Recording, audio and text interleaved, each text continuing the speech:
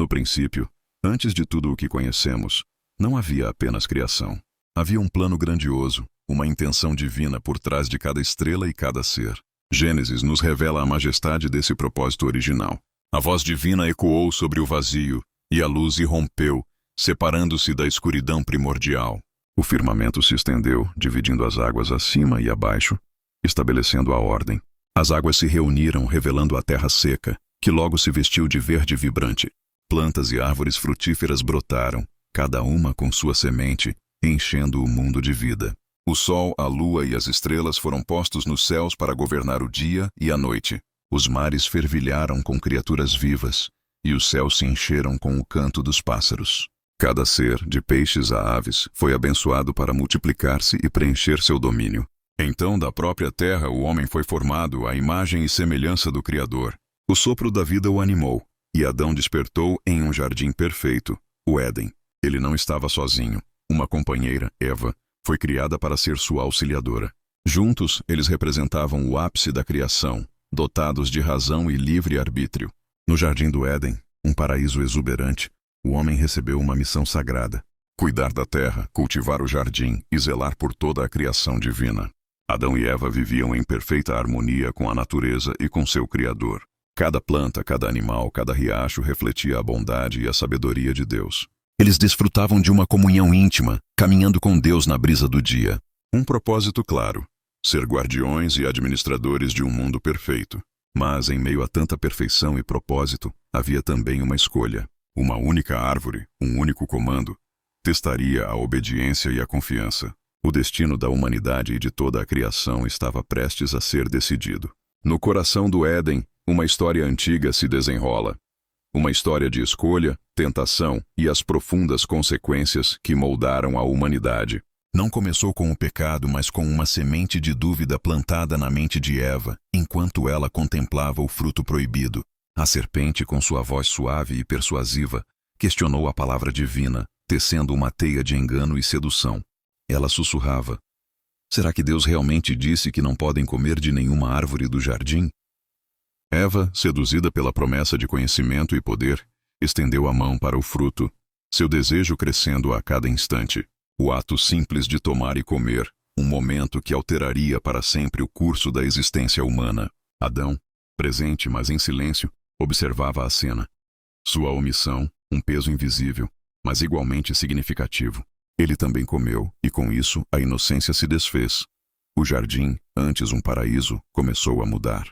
A luz vibrante deu lugar às sombras. O cenário do jardim tornou-se mais sombrio e nebuloso, refletindo a entrada do pecado. A expulsão do Éden marcou o início de uma nova era, de trabalho árduo e sofrimento, longe da presença divina. Anos depois, a semente do erro germinou em seus filhos.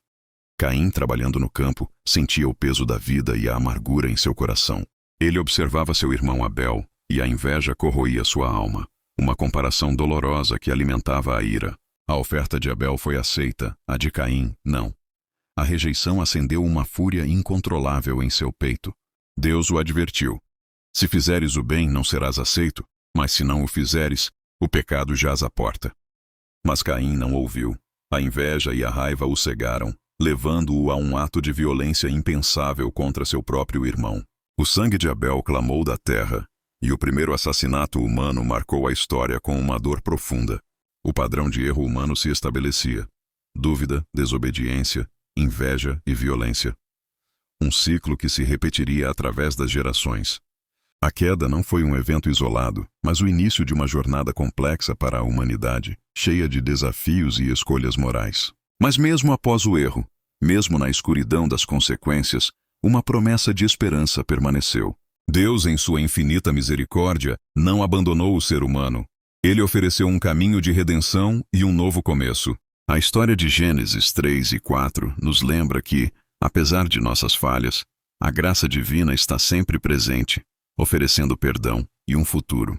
Que possamos aprender com os erros do passado e buscar a sabedoria para construir um futuro de fé e compaixão. Você já se pegou pulando as genealogias bíblicas, especialmente aquela lista de nomes em Gênesis capítulo 5? É fácil ver apenas uma sequência de fulano gerou cicrano e viveu tantos anos e morreu. Mas e se eu te dissesse que, ao pular essa lista, Você pode estar perdendo uma das promessas mais profundas e esperançosas da Bíblia. Gênesis 5 não é apenas um registro histórico, é um testamento da condição humana após a queda. Cada nome, cada idade, cada "e ele morreu" ecoa a realidade do pecado e suas consequências.